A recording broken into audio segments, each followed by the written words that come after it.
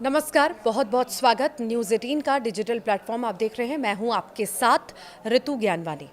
बॉलीवुड अभिनेता धर्मेंद्र का 24 नवंबर को मुंबई में निधन हो गया। जिस तरीके से उनका अंतिम संस्कार हुआ, उससे उनके चाहने वालों के मन में कई सारे सवाल भी उठ रहे हैं। वे जानना चाह रहे हैं कि पद्म भूषण से सम्मानित धर्मेंद्र की पार्थिव देह अंतिम दर्शन के लिए आखिर क्यों नहीं रखी गई। उनका अंतिम संस्कार राजकीय सम्मान के साथ आखिर क्यों नहीं हुआ। तो धर्मेंद्र के निधन की खबर पर परिवार की तरफ से कोई आधिकारिक जानकारी भी नहीं दी गई थी।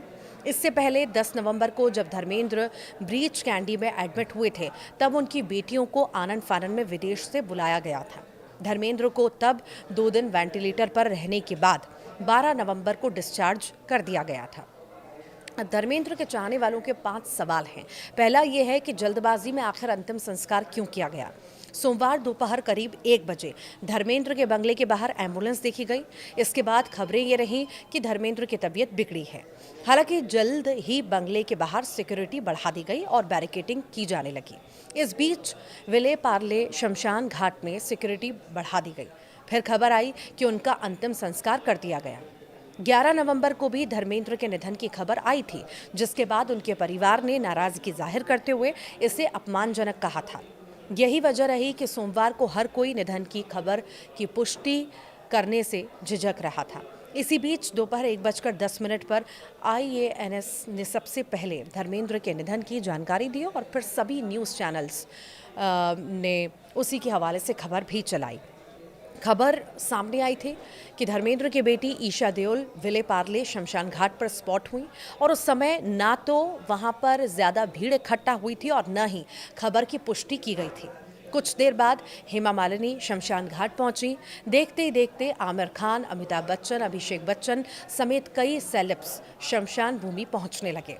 फिल्म मेकर करण जौहर पहले सेलिब्रिटी थे जिन्होंने धर्मेंद्र को श्रद्धांजलि देते हुए उनके निधन की पुष्टि की। दोपहर करीब 1:30 बजे तक निधन की पुष्टि हुई और 3 बजे तक हेमा मालिनी अंतिम संस्कार खत्म कर शमशान घाट से बाहर आईं और वहां से रवाना हो गईं। अंतिम संस्कार होने के बाद कई फैंस शमशान घाट के बाहर मातम मनाते दिखे। कई फैंस ने धर्मेंद्र के अंतिम दर्शन न मिल पाने पर नाराजगी जताते हुए उनके बच्चों पर नाराजगी जाहिर की। सवाल ये भी है कि पद्म भूषण मिला तो आखिर राजकीय सम्मान क्यों नहीं किया गया। इसको काट के लगाना। सवाल यह भी है कि पद्म भूषण मिला तो आखिर राजकीय सम्मान क्यों नहीं दिया गया। धर्मेंद्र 2004 अरे यार काट के लगाना है यहाँ से। सवाल ये भी है कि पद्म भूषण मिला तो राजकीय सम्मान आखिर क्यों नहीं दिया गया। धर्मेंद्र 2004 से 2009 के बीच बीकानेर से सांसद रहे। उन्हें 2012 में पद्म भूषण से सम्मानित किया गया था। आमतौर पर पद्म अवॉर्डी का अंतिम संस्कार राजकीय सम्मान के साथ किया जाता है। धर्मेंद्र को राजकीय सम्मान दिया गया या नहीं, ये साफ नहीं है। रिपोर्ट्स को अंदर जाने की अगर अनुमति रिपोर्टर्स को नहीं दी गई थी। बाहर मौजूद रहे रिपोर्टर्स ने भी गार्ड ऑफ ऑनर नहीं सुना। अब सवाल ये भी आता है कि पद्म भूषण मिला तो राजकीय सम्मान आखिर क्यों नहीं दिया गया।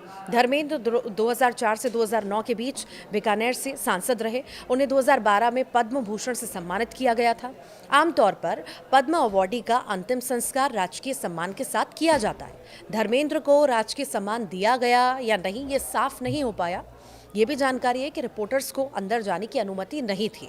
बाहर मौजूद रहे सभी रिपोर्टर्स ने भी गार्ड ऑफ ऑनर नहीं सुना। आपको ये जानकारी दें कि श्रीदेवी को पद्मश्री से सम्मानित किया गया था।